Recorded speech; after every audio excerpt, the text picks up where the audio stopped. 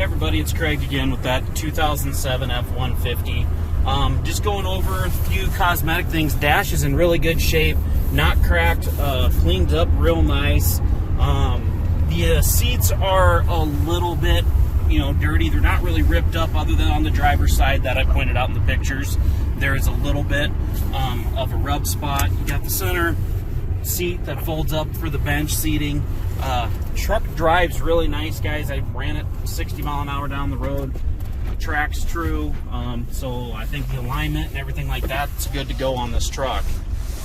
Any key features, Toots, that I should point out, you think? I don't think so. Oh, it's got a manual. Has the owner's manual with it. This would be a really nice runaround truck, guys. This would be great on the farm, or if you just have a business where you're running around not really needing the off-roading of a four-wheel drive. It is a very nice truck. Cruise works, overdrive, really nice truck.